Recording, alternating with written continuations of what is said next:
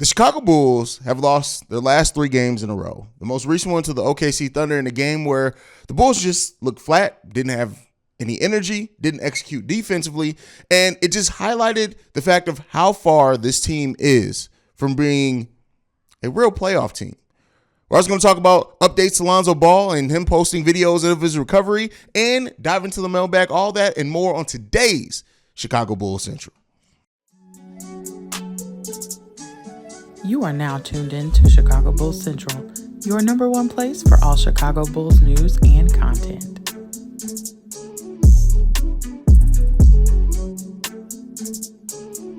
All right, Bulls fans. So I'm growing tired of coming here and talking about losses, right? It's so much better to talk about wins. But when your team gets completely exposed in the way that they did last night, it wakes you up some, right? It reminds you the fact that no matter how close it may seem like the Chicago Bulls team is, no matter how and what flashes this team shows at little bits of time, this team is considerably far off from making any type of impact or even being a halfway decent playoff team. Now, they may very well sneak into the play-in, but even if they do so, don't really have much high hopes on what this team is going to be able to accomplish in the playoffs because right now, this team is just not a good basketball team. When you boil it down and look at it, this is not a well-constructed, good basketball team. Yeah, we got some really good pieces on it. Zach LaVine, especially now that he's looking back like Zach LaVine, except for last night, he said that the hand was bothering him. Patrick Williams, regardless of how much frustration we get with passive P or not, even though he looked pretty good last night, he's not going anywhere. This front office is not going to do what they've done with some other players, and that is give up on them before they get a chance to see their potential realized. That's just what it is. I would assume we're having a sophomore slump season if I've ever seen one. Coby White probably having his best overall season as a pro, even though his shooting splits are down, which just goes on to highlight just how well he's doing in other aspects of the NBA game, considering per percentages is one of his worst shooting seasons of his career, albeit a very young career. Not seeing Dalen Terry play, it is what it is there. DeMar is DeMar, and, he's a veteran who is able to just come in and do some things and knows how to pick his spots, knows how to change the energy and tempo of a game. DeMar knows how to do all those things. Lonzo Ball, he's going to be a Bull for a while because just with the injury and everything there, they're not going to move him anytime soon, and they shouldn't because when Lonzo Ball is healthy, he's everything that you want from a point guard starting next to Zach LaVine.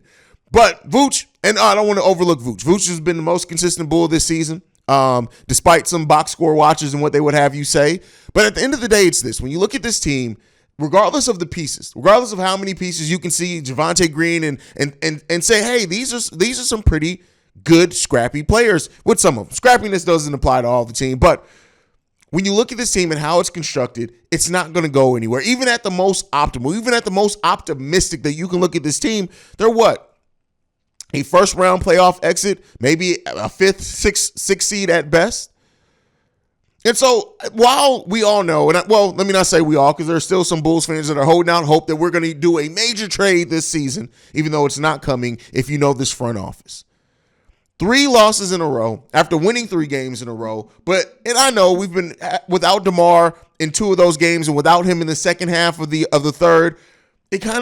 It still leaves so much to be desired with the way when you watch this team play and the way they execute or the lack of execution there. In this game for the Chicago Bulls, I will give Zach LaVine his credit for getting to the free throw line 15 times because we don't usually see Zach LaVine get to the free throw line.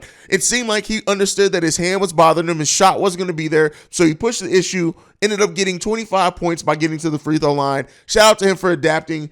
Defense, mixed bag for Zach LaVine in this game. Patrick Williams rebounding really well from the critique he had last game, which I did call. I did say that Patrick Williams usually follows up a game in which he's criticized very heavily with responding well. If you watch this game, you saw Patrick Williams. I think within the first 3 plays of the game, Patrick Williams touched the ball all 3 times and scored, I believe, on at least 1 possession. He ends the game with 18 points, 5 rebounds, 3 assists, 1 steal, 1 block. Again, looks like a pretty good stat line. The Bulls in this game, 30 assists on 38 made baskets. That's usually the margin that we want them to be in. You want this team to be over 30 assists, but shooting 44% from the field, 31% from three-point range, having 16 turnovers, it's not going to get it done. And it does not seem like this team is going to be a team that pulls themselves out. Coby White was the best player in the game tonight. And not just because he scored 19 points, the second highest of any Bulls player, not because of that. But because of the way that he moved the ball, because of the way he was passing, 6 rebounds, 6 assists, the way that Coby White was playing basketball out there, if you watch the game, he played and looked more like a poised veteran than Alex Caruso, like a poised veteran than Derrick Jones Jr., more like a poised veteran than almost any other player out there. Coby White has now arrived, and it sucks that he's arriving on a team that is just terrible. Now, is there still time, opportunity, chances that this team can turn it around this season? Absolutely, there's a chance for that. But it's highly unlikely that it's going to happen and going to come to fruition because guess what? This team just isn't getting it done. And as many wins as we have against teams above 500 that make it look good, that make it look hopeful, that make it look everything else, this team sucks. That's just what it boils down to. This team is not a good basketball team. This team is not executed very well. This team does not play with the level of heart consistently. This team doesn't even play defense on a consistent level, even though we, on paper, have some pretty damn good defenders. This team is not going anywhere meaningful. Yeah, sure, we can sneak into the play-in. Cool. You know what? Let's avoid the Magic from getting the pick as best that we can. Doesn't seem like we're getting the Portland pick either. But this team has some serious things that they need to look at and work out and work through because it ain't it. From coaching the players, everybody got to get it. And as well as let's not overlook. Matter of fact, let's put a pin in that. Let's not overlook the front office in this, who I know a lot of Bulls fans are like, where are they talking? Front office usually don't talk during the season. That's not the part that bothers me. The part that bothers me is not seeing the action. I don't give a damn if you talk. Because at this point, everybody on this team, from the players to the coach, everybody, they say all the right things, but it very rarely translates to anything meaningful or visible by actions. Very rarely. Sometimes it does, but then it's not usually maintained. AK and Eversley have to be looking at this team, and the more rumors that we get, that more things are going to say the same about this team. It concerns me for the future of it, because even if you don't, and I know a lot of fans, they just want to see something done at the trade deadline.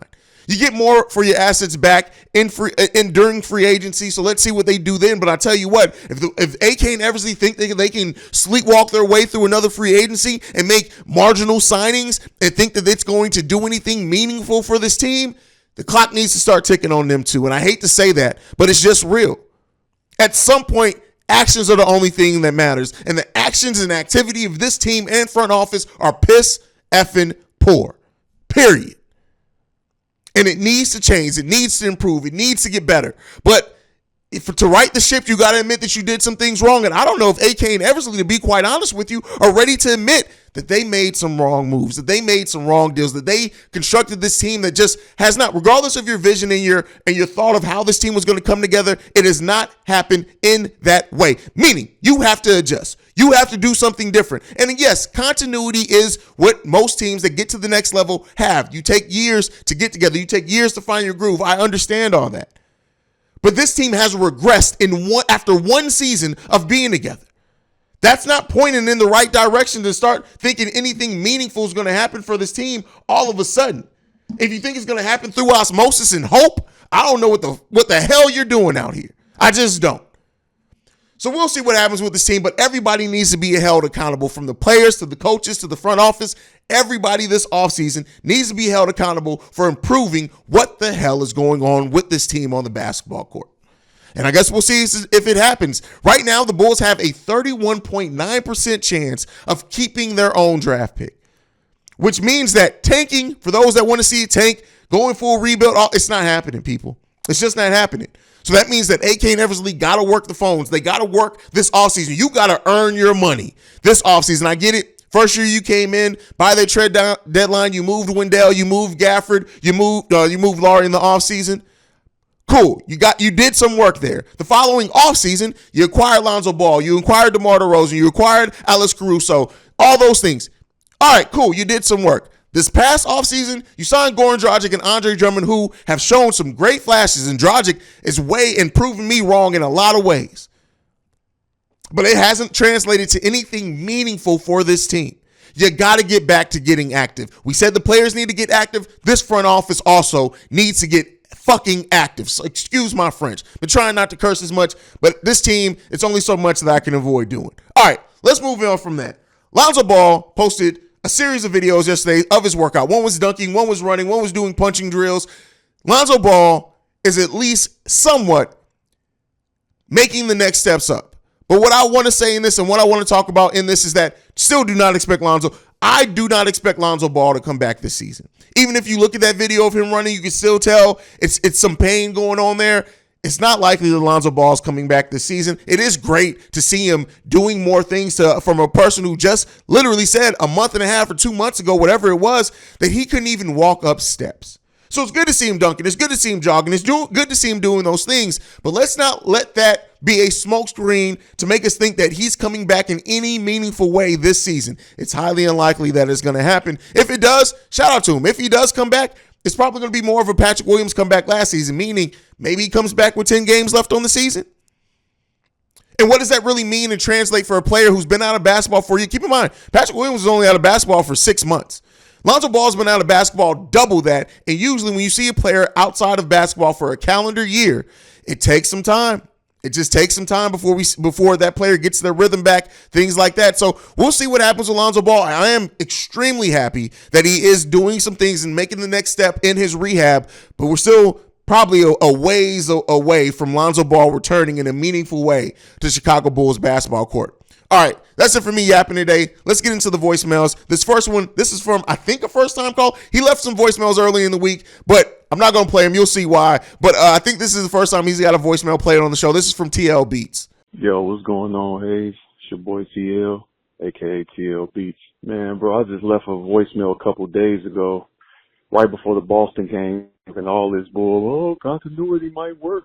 The Bulls might get the 46-50 win. Bro, I really hope you don't play that. Because I know I'm going to look crazy because I just watched the Washington game. This the morning after the Washington game. Man, what the hell was that, bro? Shout out to Zach for doing what he could. But, man, bro, we definitely need a lot of work, like IQ and everything. Like, a couple players was tweaking, like Drummond.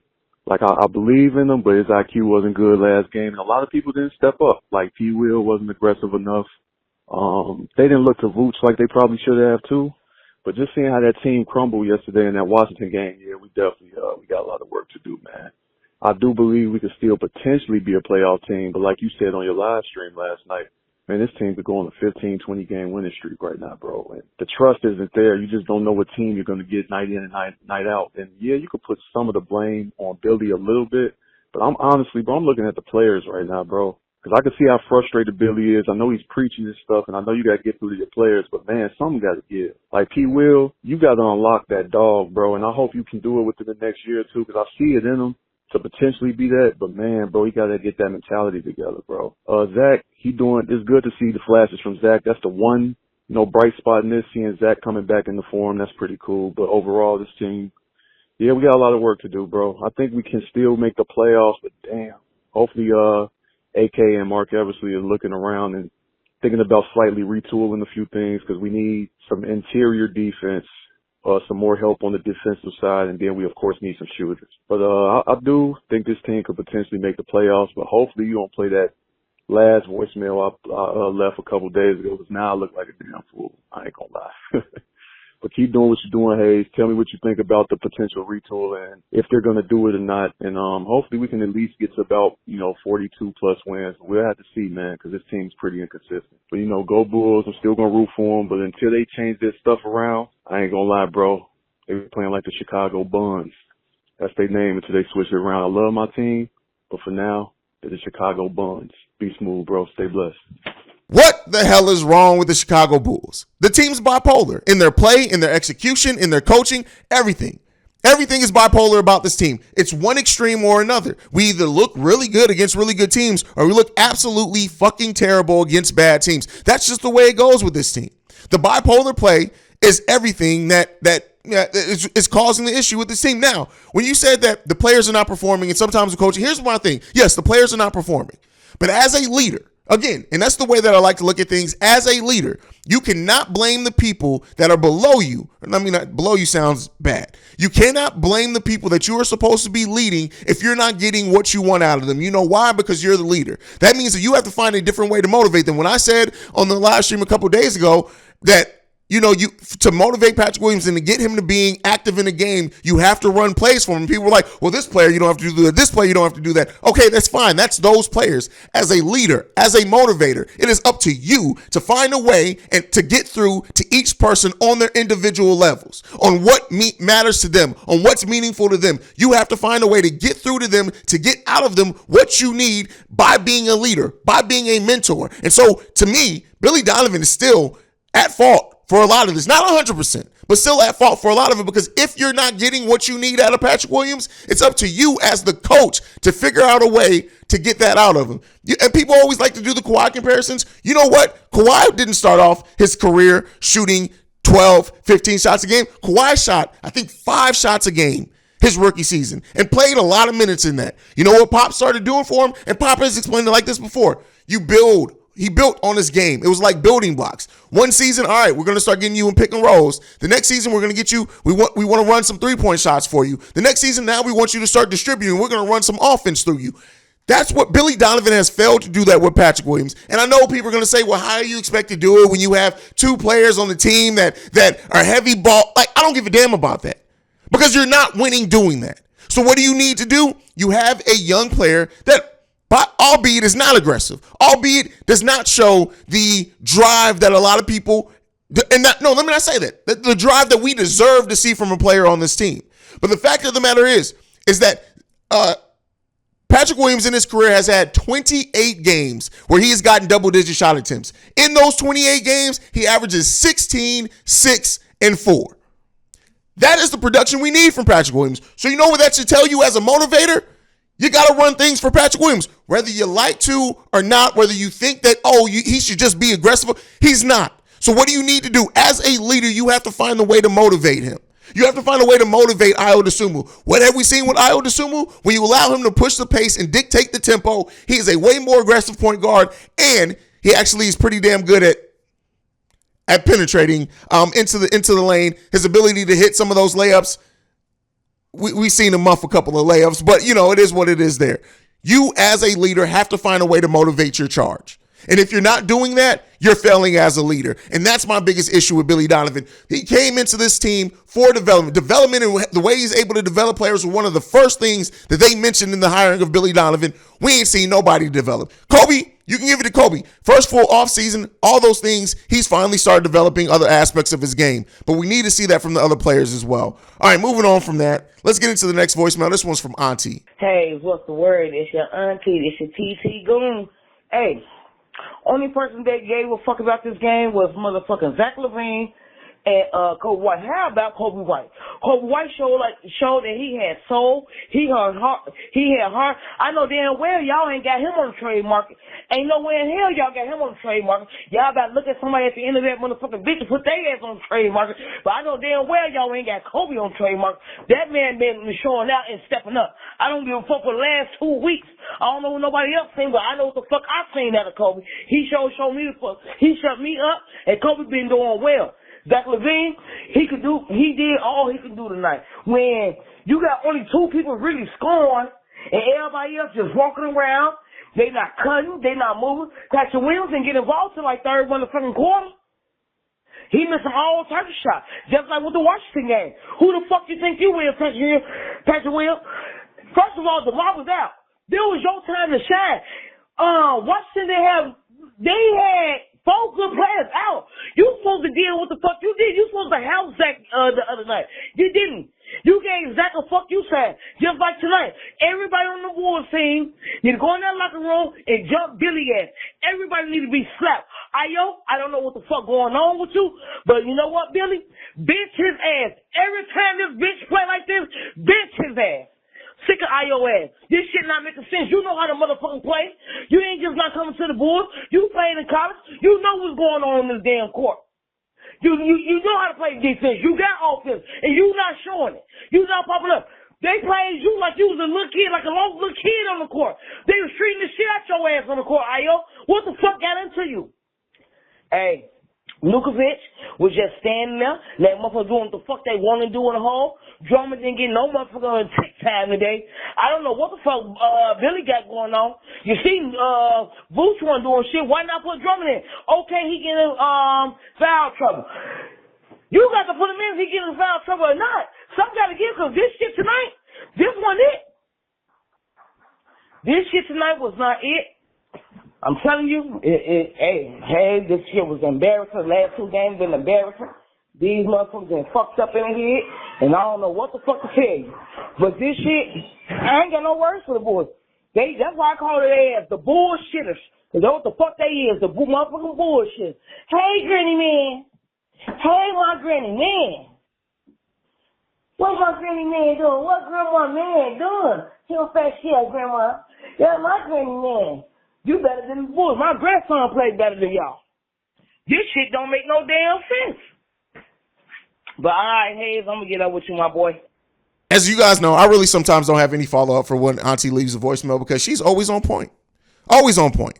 Yeah, I mean, listen, Zach LaVine, you can tell that he cares. Albeit he still makes some boneheaded basketball IQ decisions, all that. Coby White, I agree with everything Goon said on Coby White. Coby White at this point has, to me, played himself into another contract, albeit maybe not a long contract. Maybe you don't re-sign him for the full 5 years or anything like that. But I think Coby has shown enough to where he deserves to stay on this team. That's just my opinion. I know not everyone's going to share that, but I fully want to see Coby White stay on this team and continue developing on this team, because I tell you what, when he got going last night, when he got in that rhythm, he was 4 of 9 from 3-point range. I want to see that, of course, a little bit better. But when he got into rhythm, the Bulls took the lead at that point in time. And that's the type of impact that a scorer that can come off the bench can give your team. But then you factor in Coby's making some of the best passes he's ever made in his life. His court vision is probably the best that I've seen him since he's been in the Bulls uniform. His ability to push the pace, understand picking his spots, his defense, especially the weak side defense, so much better. Coby White has drastically improved his play, and I think he definitely needs to keep being on this team personally. Now, as far as Pwill missing his time to shine, a little bit better from Pwill last night, 6 of 11 shooting, 18 points. But at the end of the day, it's this. We need that from Pwill every single night. And until Pwill gets to that point, it's on him. It's on the coaching staff. Per what I said on the last voicemail, he absolutely missed his opportunity. We'll see if DeMar comes back against Golden State, because even if DeMar does come back, Pwill's still going to be important in that matchup with Golden State. So we'll see what ends up happening with that. Like, Pwill got to get it together. Got to get it together. Bagoon's on point as always. All right, let's move into the last voicemail for today. This one's from Shay. What's up? Hey, it's your boy Shay. Hey, man, I was listening to you and Pat on Locked On Bulls, right? And y'all had said something about letting Laurie, Wendell Carter go and seeing what they became now, and you compared it to Patrick Williams. But one thing that makes Patrick Williams, that's going to have Patrick Williams' story here turn out a little bit better than what those guys did, is because of Patrick Williams having a superstar like DeMar DeRozan, who's been in the league a lot longer. Wendell Carter and Lauri Markkanen, when they were here, they didn't necessarily have that. You know, a veteran that could take them under their wing and like work with them throughout the off season. And I feel like that's going to be a big improvement versus what they had and now what Pwill has. So I think that you're going to see a lot more progression in Patrick Williams with us, more than they had when they were with us, you know what I'm saying? So that's why I do agree with you. We shouldn't give up on Patrick Williams, especially as of yet, especially when you see what Coby White is doing nowadays, if that makes sense to you. Anyway, tell me what you think. All right, Shay talks about Pwill and how it's a higher opportunity. I get what you're saying, Shay, and not that I disagree. He does have DeMar DeRozan on this team to mentor him and things like that, and that is something that we just didn't have. We didn't have a veteran leader on this team when we had Laurie, when we had Wendell, when we had Daniel Gafford. We just didn't. And so hopefully that mentorship does pay off, but we haven't seen it. Like, you spent a summer with DeMar DeRozan, and you did not develop a single lick of killer instinct. DeMar DeRozan, for all his flaws as a player and whatever else you want to point to, one thing about DeMar, he's going to try to get that win. He's going to go out there and put his heart on the line. He's going to go out there and try to play. Patrick, listen, that's the thing that is always about that. Like, yeah, it sounded good, it sounded great, and I'm still glad that Pwill went out there to train with DeMar, and hopefully he does it again this summer. But at some point, right, you can't You can teach somebody to fish, but you can't eat it for them, right? I can explain something all day. I can't comprehend it for you. Until Pwill understands what he needs to do and takes ownership of his own development, it almost doesn't matter who else you have in here to mentor him. Now, I do like, and I said this early in the episode, I do appreciate the fact that AK is committed to Pwill's development. They don't want Pwill to go away. They know that there's a chance, and as long as there's a sliver of that chance that Pwill can go to another team, and for example, if Pwill was under Coach Pop right now, I guarantee you Pwill will be averaging 15-8. I guarantee 15-6. I guarantee it at the minimum, because Pop would put Pwill in the position to where you can't do anything else but that.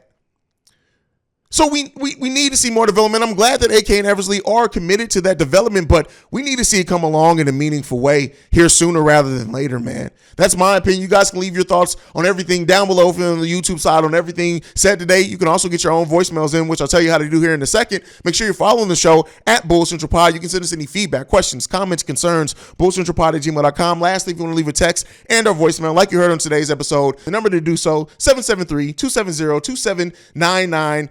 And like I like to end everything on, go Bulls. Love you guys. See red, y'all. Peace. This has been a presentation of the Break Media.